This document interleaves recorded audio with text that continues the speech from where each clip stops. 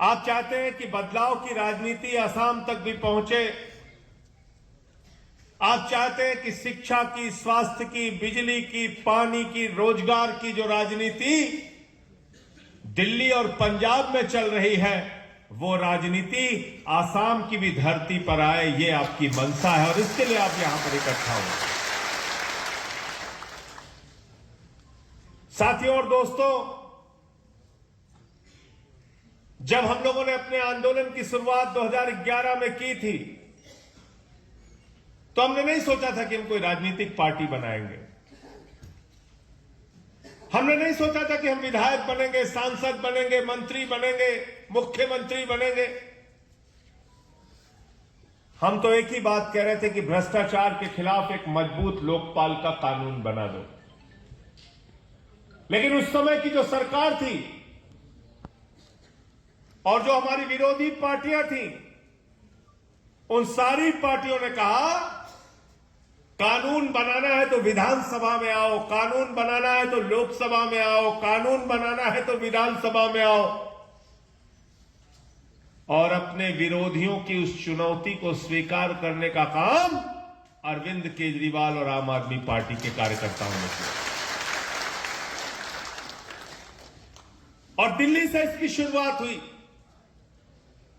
2013 का जब हम चुनाव लड़ रहे थे, लोग हमारे ऊपर हंसते थे, मजाक उड़ाते थे, अरे ये टोपी वाले,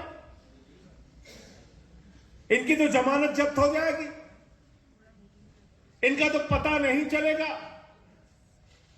और ये कैसे कैसे लोगों को इन्होंने चुनाव में उतार दिया, इनको कौन वोट देगा। लेकिन जब 2013 में दिल्ली का रिजल्ट सामने आया, तो न सिर्फ पूरा हिंदुस्तान बल्कि पूरी दुनिया हैरान थी कि परिवर्तन की राजनीति की शुरुआत आती है। राखी बिरलान चुनाव लड़ रही थी आम आदमी पार्टी से, पैसे नहीं थे उसके पास, कार्यकर्ताओं ने चंदा इकट्ठा किया, चुनाव लड़ाया, और जो प्रत्याशी कांग्रेस पार्टी का उनके खिलाफ लड़ रहा था, उसकी 1000 करोड़ की संपत्ति थी। अपने इलाके में विधानसभा के चुनाव में गाना चलाता था, राजेश जी आपने तो सुना होगा, हम ही हैं यहां के राजकुमार, ये गाना चलता था, वो प्रचार ऐसे करता था। और दिल्ली की जनता ने राखी बिरला को पहला चुनाव 11,000 वोट से जिताया, दूसरा चुनाव 22,000 वोट से जिताया, तीसरा चुनाव फिर 25,000 वोटों से। अखिलेश त्रिपाठी वहां गए थे चुनाव लड़ने के लिए, नहीं गए थे तैयारी करने कि आईएएस बनेंगे, पीसीएस बनेंगे। संजीव झा गए थे वहां तैयारी करने। तमाम ये नौजवान साथी, ये कोई विधायक बनने नहीं गए थे, तो गए थे वहां आईएएस बनने के लिए, वहां पीसीएस बनने के लिए, तैयारी करने के लिए। लेकिन ये सारे लोग आंदोलन में आए, आंदोलन से पार्टी बनी तो चुनाव लड़े, और चुनाव लड़े तो उनके पास पैसे नहीं थे, साधन नहीं थे, संसाधन नहीं थे। जनता ने नोट भी दिया, जनता ने वोट भी दिया, इनको विधायक बनाया, मंत्री बनाया, चुनाव दिया। तो इसलिए मैं कहना चाहता हूं कि इसका नाम ही केजरीवाल जी ने रखा है, आम आदमी पार्टी। और जिस पार्टी के साथ इस देश का आम आदमी खड़ा हो जाता है, उसको फिर किसी को जरूरत नहीं है। इसलिए हम लोग नारा लगाते हैं, आम आदमी जिंदाबाद, आपकी जिंदाबाद। ये पार्टी आपकी है, आपने अपनी मेहनत से बनाई है, इसको अपने खून पसीने से बनाया,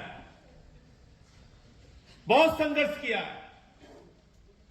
आंदोलन के कोख से निकली है ये पार्टी। और साथियों और दोस्तों, मैं आप सबको बधाई देना चाहता हूं, शुभकामनाएं देना चाहता हूं कि अरविंद केजरीवाल जी के नेतृत्व में 10 साल के अंदर राष्ट्रीय पार्टी बनने का गौरव आम आदमी पार्टी ने हासिल किया। बहुत तेजी के साथ विस्तार हुआ हमारा। 13 में जीते, फिर 2014 के चुनाव में हम लड़े, पूरे देश के अंदर हार गए चुनाव। बीजेपी कांग्रेस के लोगों ने कहा, अरे अब तो ये खत्म हो गई पार्टी, अब तो इनका कोई अस्तित्व नहीं है। 2015 का जब विधानसभा का चुनाव लड़े, हमारे कार्यकर्ता दिल्ली में प्रचार करने जाते थे, लोग दरवाजे बंद कर लेते थे, कहते थे वोट नहीं देना, एक बार जिता दिया, अब तुम लोग चले गए, अब जाओ यहां से। हमारे कार्यकर्ताओं ने जाकर बिजली की, पानी की, शिक्षा की, स्वास्थ्य की, इलाज की, अस्पताल की नीतियां समझाई लोगों को, और 2015 के अंदर 67 सीटें आम आदमी पार्टी की आई, 3 सीट बीजेपी वालों की आई, 3 सीट बीजेपी वालों की आई। कई बार मुझसे लोग कहते हैं, जब भाजपा वाले, कांग्रेस वाले जब एक दूसरे के आरोप आम आदमी पार्टी के ऊपर लगते हैं, कोई कहता है बीजेपी की बी टीम है, कोई कहता है कांग्रेस की बी टीम है, हम कहते हैं हम ना बी टीम है ना ए टीम है, हम तो इस देश के लोगों की नंबर 1 टीम है, और हमारे में तो आम आदमी लिखा हुआ है। हमारी तो शुरुआत ही डबल ए से होती है। होती है कि नहीं होती है बताओ? हम तो डबल ए वाली टीम है, आम आदमी पार्टी। तो जो लोग कहते हैं कि ये बीजेपी की बी टीम है, मैं उनसे कहता हूं, सबसे ज्यादा अगर भारतीय जनता पार्टी को किसी पार्टी ने धूल चटाने का काम किया है, बुरी तरीके से हराने का काम किया है, तो आम आदमी पार्टी ने किया है। गलत तो नहीं कह रहा हूं? 2014 में नरेंद्र मोदी जी देश का चुनाव जीत के आए थे,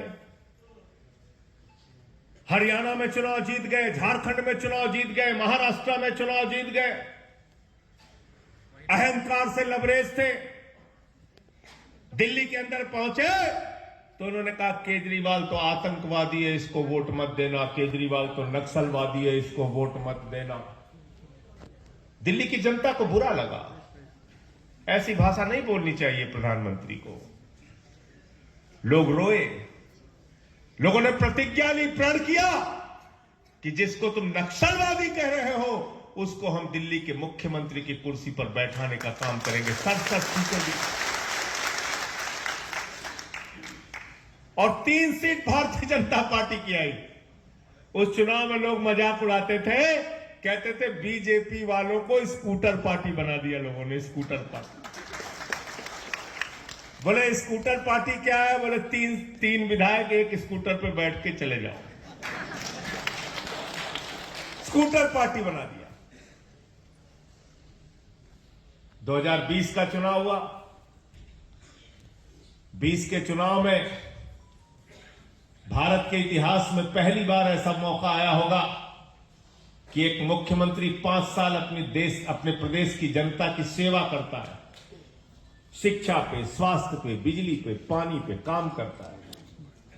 और 5 साल के बाद जब 2020 के चुनाव में अरविंद केजरीवाल जाते हैं तो ये नहीं कहते मुझे जाति के नाम पर वोट दे देना, ये नहीं कहते कि मुझे धर्म के नाम पर वोट दे देना, ये नहीं कहते कि मुझे नफरत के नाम पर वोट देना, ये नहीं कहते कि मुझे दंगे के नाम पर वोट दे देना, ये नहीं कहते कि मुझे फसाद के नाम पर वोट देना। अरविंद केजरीवाल कहते हैं 5 साल अगर तुम्हारे बच्चों को अच्छी शिक्षा दिया है, अच्छा इलाज दिया है, फ्री का पानी दिया है, तब वोट दे देना।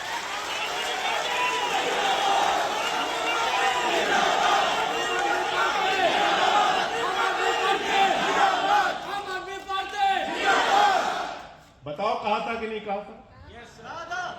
कहा था ना, काम किया है तो वोट देना, काम नहीं किया है तो वोट मत देना। आम आदमी पार्टी के कार्यकर्ताओं में भी यही साहस होना चाहिए कि जहां हम जाएं लोगों से एक ही बात कहें, भाई बताओ तुम अगर आम आदमी पार्टी को लाओगे तो तुमको दिल्ली के अंदर, पंजाब के अंदर जो सुविधाएं मिल रही हैं वही सुविधाएं आसाम के अंदर मिलेंगी। यही बातें हमें गांव-गांव तक पहुंचाएं, हमारा यही मकसद होना चाहिए। और आम आदमी पार्टी का कार्यकर्ता जब अपने सर पे टोपी पहनता है, गांव में अपना कोई पर्चा लेके जाता है, तो उसको किसी से डरने और दबने की आवश्यकता नहीं है, क्योंकि आपका तो काम ही बोलता है। और वो काम क्या है? किसी ने नहीं सोचा था आजादी के बाद कि देश में एक ऐसी सरकार बनेगी जो ये कहेगी कि गरीब के घर में बिजली तो होनी चाहिए, गरीब के घर में रोशनी तो होनी चाहिए, लेकिन उस रोशनी की कोई कीमत नहीं होनी चाहिए। 200 यूनिट तक दिल्ली में बिजली फ्री और 400 यूनिट तक बिजली आधे दाम पर बिजली मिलती है। अभी राजेश जी कह रहे थे, चौधरी साहब कह रहे थे कि यहां बहुत महंगी बिजली है, प्रीपेड बिजली कहते हैं कि नहीं, प्रीपेड। अगर पैसा भरवाया तो बिजली मिलेगी, पैसा नहीं भरवाया तो बिजली बंद हो जाएगी। अब की जब चुनाव में वोट मांगने के लिए आए तो इनसे कहना दिल्ली की तरह फ्री बिजली दोगे तो वोट देंगे, वरना तुम्हारी भी बत्ती गुल कर देंगे। कहना नहीं कहना है, बत्ती गुल कर देना है इनकी। कहना ना तुम्हारी भी लाइट हम उड़ा देंगे। गलत तो नहीं कह रहा हूं? पहले मुख्यमंत्री हुए केजरीवाल जी आजादी के बाद, जिन्होंने कहा हर घर में 700 लीटर डेली पीने का साफ पानी मिलना तो चाहिए, लेकिन उस पानी की कोई कीमत नहीं होनी चाहिए। फ्री पानी देने का ऐलान। पहले मुख्यमंत्री हुए अरविंद केजरीवाल इस देश के, जिन्होंने कहा हमारे बच्चों को सरकारी स्कूल की शिक्षा के नाम पर मजाक उड़ाया जाता है। जिसका बच्चा सरकारी स्कूल में पढ़ता है उसको हे दृष्टि से देखा जाता है, उसको नफरत की निगाह से देखा जाता है। ये कहा जाता है ये तो सरकारी स्कूल में पढ़ने वाला गरीब बच्चा है, ये क्या कंपटीशन कर पाएगा। केजरीवाल ने कहा विश्व स्तरीय बेहतरीन सरकारी स्कूल बनाऊंगा जहां पर आम आदमी का, गरीब का बच्चा भी पढ़ता है। जब केजरीवाल जी सिसोदिया जी जाते थे तो दिल्ली के सरकारी स्कूलों में मकड़ी के जाले लगे रहते थे, टाट पट्टी पर बच्चे बैठ के पढ़ते थे। बेटियों के लिए टॉयलेट का इंतजाम नहीं था सरकारी स्कूलों में, और आज उन्हीं सरकारी स्कूलों को दिल्ली के अंदर एयर कंडीशन कमरे केजरीवाल और सिसोदिया जी ने बनाया। उन्हीं सरकारी स्कूलों में एथलीट के ग्राउंड बनाए, उन्हीं सरकारी स्कूलों में हॉकी के ग्राउंड बनाए। लोग देख के हैरान हो जाते हैं। सरकारी स्कूलों में स्विमिंग पूल का निर्माण करवाया और सरकारी स्कूलों के टीचर्स को विदेशों में ट्रेनिंग के लिए भेजा। बोला हमारे बच्चों को अच्छी शिक्षा देना, और पिछले 8 साल से इंटर का रिजल्ट प्राइवेट स्कूल से बेहतर सरकारी स्कूल का आ रहा है। ये काम हमने किया दिल्ली का। और आप कल्पना कीजिए एक आम आदमी पार्टी के कार्यकर्ता के लिए कितनी खुशी की बात है, कितनी बड़ी बात है। पहले लोग कहते थे अमेरिका से सीखो, अमेरिका से सीखो, अमेरिका से सीखो। आज अमेरिका वाला कह रहा है केजरीवाल से सीखो, केजरीवाल से सीखो, केजरीवाल से सीखो। अमेरिका के राष्ट्रपति ट्रंप की पत्नी हिंदुस्तान आई। नरेंद्र मोदी जी ने कहा गुजरात में हमारा 27 साल से राज है, हमारा स्कूल देख लीजिए। ट्रंप की पत्नी ने कहा नहीं देखना। अरे बोले योगी बाबा का उत्तर प्रदेश में राज है, वहां का स्कूल देख लीजिए। ट्रंप की पत्नी ने कहा नहीं देखना। बोले मध्य प्रदेश में शिवराज का राज है, वहां देख लीजिए। बोले नहीं देखना। बोले हरियाणा में खट्टर का राज है, वहां देख लीजिए। बोले नहीं देखना। बोले आसाम में हेमंत शर्मा का राज है, वहां देख लीजिए। बोले नहीं देखना। तो बोले देखना क्या है? तो उसने कहा हमें केजरीवाल और सिसोदिया का सरकारी स्कूल देखना। अमेरिका का न्यूयॉर्क टाइम्स अखबार दिल्ली के सरकारी स्कूलों के बारे में खबरें छापता है। आज बीजेपी इसलिए आपसे परेशान है, आज बीजेपी इसलिए केजरीवाल से नफरत करती है कि उन्होंने इतना अच्छा सरकारी स्कूल कैसे बना दिया, इतने अच्छे अस्पताल कैसे बना दिए, इतने अच्छे मोहल्ला क्लिनिक कैसे बना दिए। अरे हमारा तो धंधा हिंदू मुसलमान के नाम पे चल रहा था, ये केजरीवाल ने स्कूल, अस्पताल, बिजली, पानी, ये क्या मुसीबत हमारे लिए शुरू कर दी। अब हम कैसे राजनीति करेंगे? गए केजरीवाल जी गुजरात लड़ने, राजेश भी गए थे प्रचार करने वहां, आप भी काम किए वहां। तो केजरीवाल जी ने गुजरात में भी कहना शुरू कर दिया, स्कूल बनाएंगे, अस्पताल बनाएंगे, स्कूल बनाएंगे, अस्पताल बनाएंगे। तो गुजरात के अंदर प्रधानमंत्री नरेंद्र मोदी जी पहुंचे, कार्यकर्ताओं से पूछा क्या मामला है। अरे बोले साहब वो केजरीवाल जी रोज कहते हैं स्कूल बनाएंगे, अस्पताल बनाएंगे। तो मोदी जी ने कहा मेरी फोटो खिंचवाओ स्कूल में। तो बीजेपी वालों ने कहा कोई स्कूल तो है नहीं। बोले नहीं नहीं मुझे फोटो खिंचवाना है। बोले नहीं साहब कहां खिंचवाएंगे। बोले अहमदाबाद में खिंचवाएंगे। बोले एक स्कूल, चलो स्कूल दिखाओ। टीवी वाले बुलाए गए, सारे चैनल वाले, आज तक, एनडीटीवी, इंडिया टीवी, सारे चैनल, सभी चैनल पे प्रसारण शुरू हो गया। ये बढ़िया वाला स्कूल मोदी जी का देखिए, ये अच्छा वाला स्कूल मोदी जी का देखिए। केजरीवाल जी ने भी टीवी पे देखा मोदी जी का सरकारी स्कूल। अपने कार्यकर्ताओं को इकट्ठा किया, टोपी वाले आम आदमी पार्टी के कार्यकर्ताओं को कहा जाके मोदी जी का सरकारी स्कूल देख कर आओ। अगर उन्होंने इतना अच्छा स्कूल बनाया है तो उनको गुलाब का फूल दे के आना, उनकी तारीफ करके आना। आम आदमी पार्टी के कार्यकर्ता, राजेश शर्मा जी की तरह, हम लोगों की तरह कार्यकर्ता सब वहां पे पहुंचे। बोले स्कूल कहां है, स्कूल कहां है। पता चला टेंट उखाड़ के लेके चले गए। टेंट उखाड़ के लेके चले गए। जरा सोचिए आप, दिमाग लगाइए।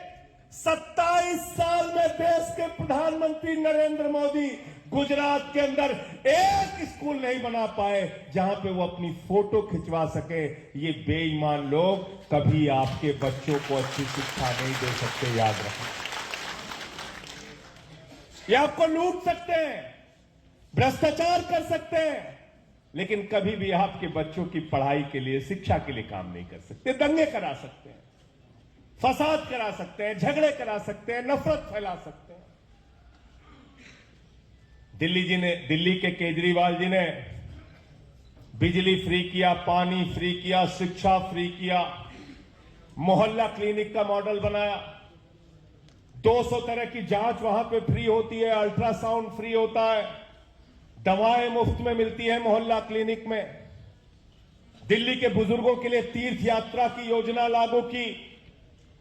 दिल्ली के अंदर इस तकलीफ को आजादी के 75 साल के बाद अगर किसी ने समझा तो केजरीवाल ने समझा कि एक गरीब बाप जब अपनी बेटी को कॉलेज भेजता है और उसकी बेटी कहती है रास्ते का किराया दो, कॉलेज जाने के लिए 50 रुपए लगेंगे।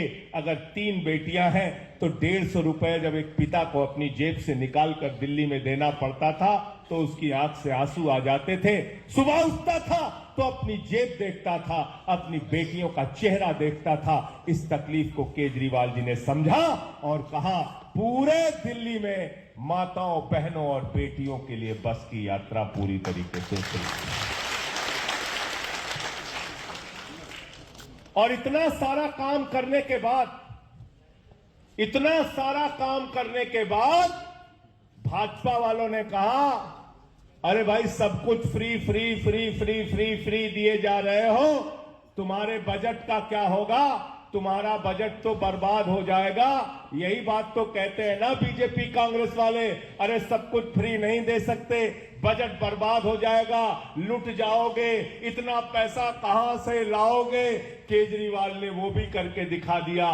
पिछले 8 साल से दिल्ली का बजट देश में एकमात्र राज्य है जो मुनाफे का बजट है, घाटे का बजट। ये इतनी लंबी बात मैं आपसे इसलिए कर रहा हूं कि नरेंद्र मोदी जी की जो सरकार काम कर रही है वो अपने दोस्त के लिए काम कर रही है, अपने मित्रों के लिए काम कर रही है, अपने पूंजीपति साथियों के लिए काम कर रही है। संसद के अंदर सरकार ने जवाब दिया, लोकसभा राज्यसभा के अंदर इस देश की मोदी जी की सरकार ने जवाब दिया कि हमने अपने दोस्तों का, पूंजीपतियों का 13 लाख करोड़ रुपए माफ किया है। कितना माफ किया है? 13 लाख करोड़ रुपए। 13 लाख करोड़। जीरो लगाते लगाते थक जाओगे। आपका 13,000 बाकी होगा तो कॉलर पकड़ के हवालात में बंद कर देंगे। लेकिन 13 लाख करोड़ रुपए अपने दोस्तों का मोदी जी ने माफ किया। और नरेंद्र मोदी जी के जितने दोस्त हैं वो आपका बैंकों से पैसा लूटते हैं और लूट के हिंदुस्तान छोड़ के भाग जाते हैं। नाम याद दिलाऊं आपको कि याद है? नीरव मोदी ने कितना लूटा? कितना लूटा? 20,000 करोड़। 20,000 करोड़ रुपए नीरव मोदी और मेहुल चौकसी ने बैंकों से खाली कर दिया और लूट कर चले गए, आराम से लंदन में बैठे हुए। ललित मोदी ने 3,000 करोड़ रुपए बैंकों का खाली कर दिया। विजय माल्या ने 10,000 करोड़ रुपए बैंकों का साफ कर दिया। नितिन संदेशरा ने